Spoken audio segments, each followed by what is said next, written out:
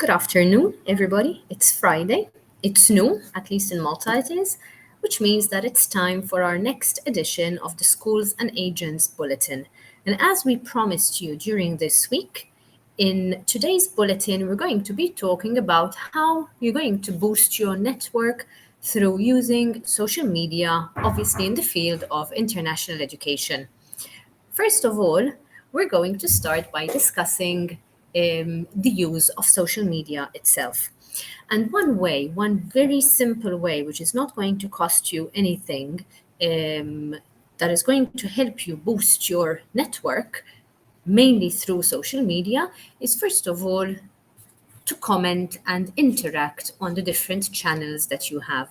So, if you have LinkedIn, if you have Facebook, if you have Instagram, make sure that you interact with your followers on these channels. Like what they say, like their pages, like their posts, comment on their posts. So, like that, you're showing that, first of all, you're alive, and second of all, your name keeps coming up in these networks.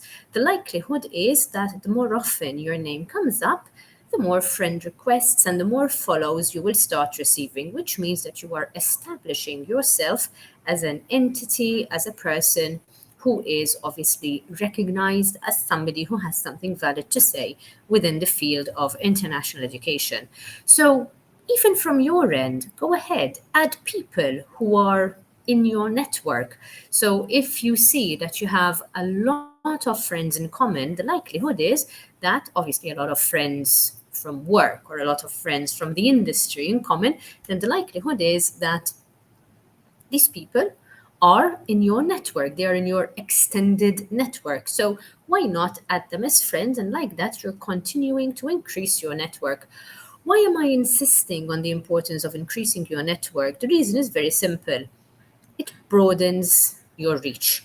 So when you then post on social media, when you then post about your schools, about your agencies, about your companies on social media, the post is going to reach more people. Not only is it going to reach more people, it is going to reach more valid people, and that is important.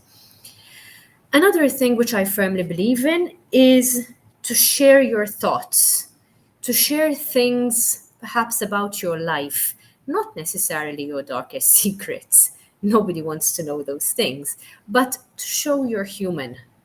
So you're not just on social media to sell a course, you're not just on social media to promote your organization.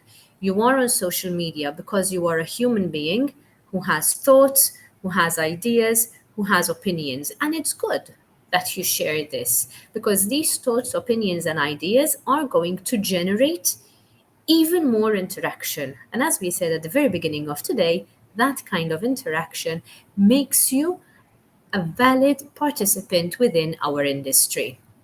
So that is the first point I wanted to make today. Second of all, I also believe in sharing your journey.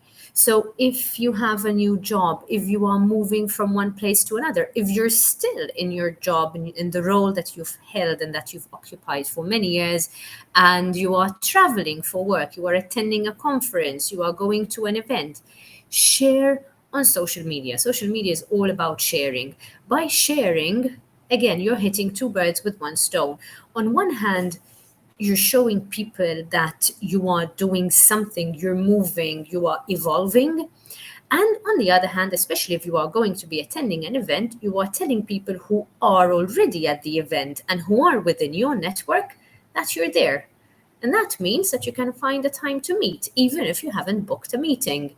That means that you're going to be on the lookout for each other. And like that, you continue to extend your network, this time beyond social media, because when you meet face to face, then the relationship changes completely. And the final point that I want to make today, and I'll bring it to a close with this, is about creating engaging content. I very often get asked by people in international education, what kind of content should I share? What do people want to hear? What do people want to read about? What do people want to see? And the answer is very simple. They want authenticity.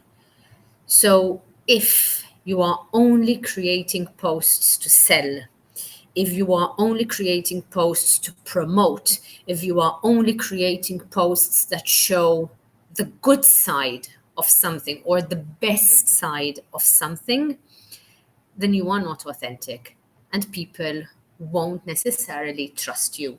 So it's good that on social media, and that is why at the beginning of today, I mentioned the importance of being human.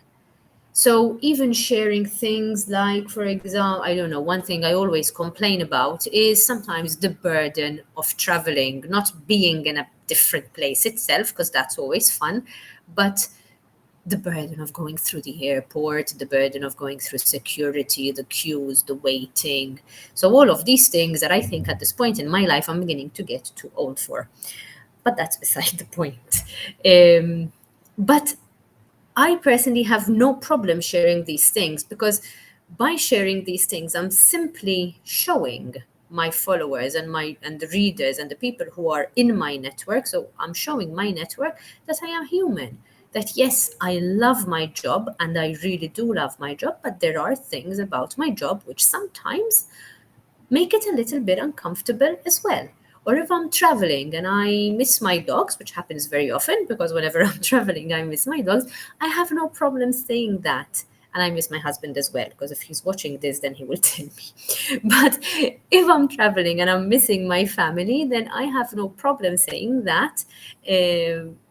And it just makes it authentic. I mean, when everybody who travels and who spends a lot of time on the road misses those at home, and it's perfectly fine to say it. So it makes you authentic. And with that, I will bring this video to a close today.